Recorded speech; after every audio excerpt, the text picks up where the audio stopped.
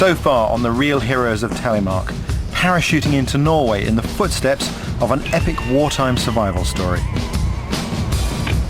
With the same route and the same pack weights as the original team, it's still just as tough 60 years on. Today was by far the most difficult day. It's only today that we've realised exactly how much weight they did have, but it's very, very heavy and very hard going. Putting winter survival to the test, a 3-month delay waiting for the assault team, living on lichen and moss. It's amazing when you are really hungry. You can eat anything. And the waiting over. The saboteurs set off to strike at the heart of Hitler's nuclear program. They never spoke about nuclear weapons at all. They just mentioned heavy water. But you understood that it had to be very important.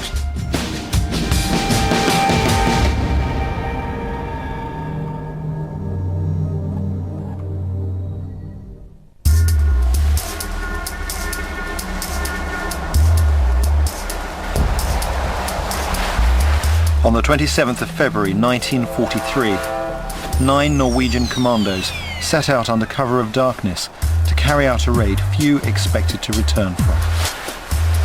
They'd been hand-picked by Britain's Special Operations Executive to halt Hitler's atom bomb research in its tracks.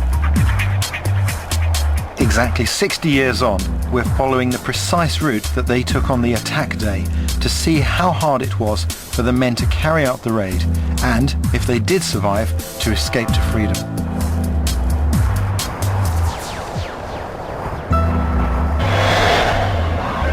This was where the men would stake their lives. This is the Norsk Hydro factory at Vemork. Back in 1940, this was the only place in the world making what's known as heavy water. And intelligence coming out of Norway was suggesting that Hitler was taking an unhealthy interest in the plant. Heavy water was essential to creating the first atomic bomb, and the Nazis were counting on the output from this factory to produce a weapon that would win the war. Although production was agonizingly slow, each drop brought Hitler's scientists a bit closer to achieving that aim. Despite meticulous planning in Britain, there was one aspect of the attack that the men were left to decide for themselves: how to actually gain access to the heavy water cells. The main problem was the position of the plant. From below, it was protected by this gorge, which was impossible to climb. The only way across was over this bridge, but that was guarded. So they decided on a route further downstream, so risky the Germans hadn't even bothered to protect it. They would cross the frozen river and enter along an unprotected railway line perched on the edge of the gorge. This is the railway track they were making for. It's disused today and covered in snow, but then it led right up to the factory. But even to get here involved the most incredible traverse of the mountainside on the opposite side of the gorge. They were led down by Klaus Hellberg, seen here in a reconstruction of the raid filmed in 1948. He was a native of this valley, and for him, this was the moment he'd spent 4 winter months in the mountains waiting for. Personally, I felt kind of released that now we could do the real mission.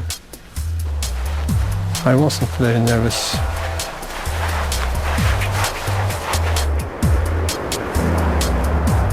For our reenactment, we've recruited 5 members of Norway's elite Telemark battalion.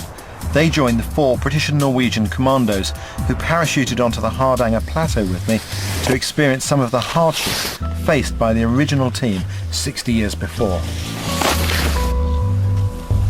For us, this is the culmination of 3 weeks' work. For the 9 guys that come up here, that was a combination of years of work. So I mean, we're quite excited today, just doing this part. If you can imagine how they would have felt, it must be quite incredible feeling. Reaching the valley, their route took them along the main road for a kilometre. It was a huge risk. Anyone could have spotted them.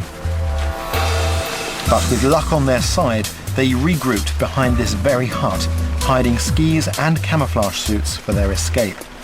Underneath them, they were wearing British Army uniforms, so that if they were captured, the Germans wouldn't link the attack with Norwegian troops, and take their revenge on the local people.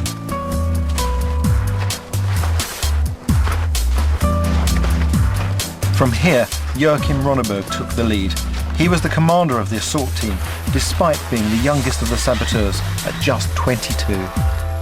It was a wonderful feeling, actually, because you had been thinking of this and you had been focusing on Vemork for many months.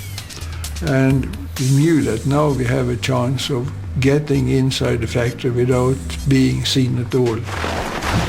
Reaching the river, the men crossed on a narrow ice bridge. Then they prepared for the biggest gamble so far, the climb back out that the Germans defending the factory had always considered impossible. Now you've got to remember, it was dark and they didn't have a rope. If there was a single slip, well, at best it would give their position away to the Germans, and at worst it could result in a fatal fall. Nighttime's a double-edged weapon, if you like. Obviously the enemy can't see you, but then again you can't see the enemy. The route that Grouse took was difficult. At times you are looking at severe drops and severe ascents. Yeah, so it would have been quite an obstacle to overcome. It was tough to climb up here, but I think the attack team was so focused at the target, so they don't think so much about the climbing. I think they're focused at the target.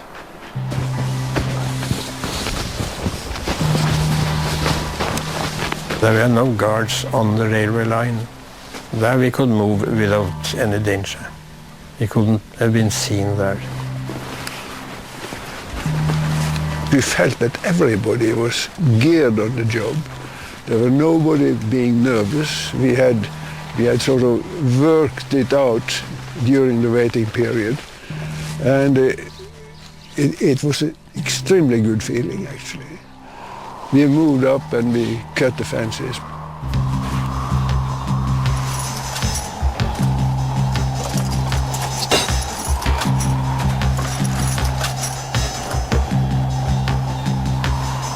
Here the team split up.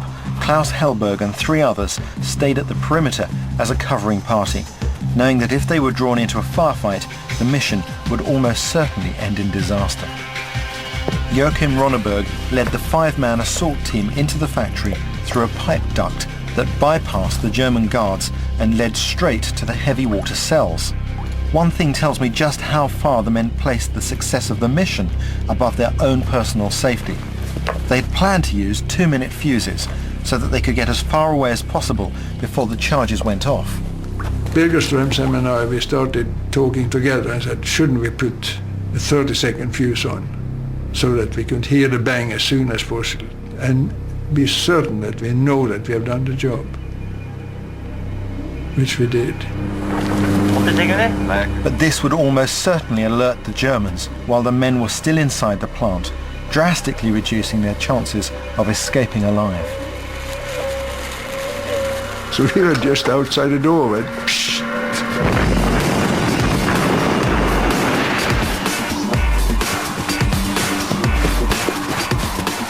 So we met just outside, and I remember we had passwords, Leicester Square, Arns and Piccadilly, and one of the chaps I heard saying Leicester Square, and the other one said, keep your mouth shut. So that was that, forgot everything about it. But fortune favours the brave. Amazingly, none of the guards knew where the alarm or floodlight switches were, so the men were able to escape in silence and under the cover of darkness. But they knew that once they'd picked up their skis and camouflage gear, they couldn't risk climbing back onto the plateau by the route they'd used on the way in.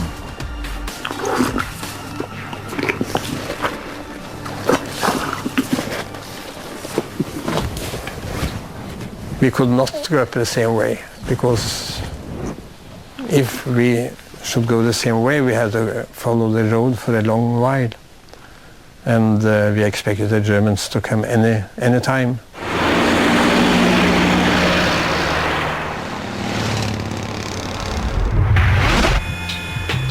This cable car held the key. The 2 local men, Klaus Hellberg and Jens Anton Poulsen, knew there was a track running beneath the pylons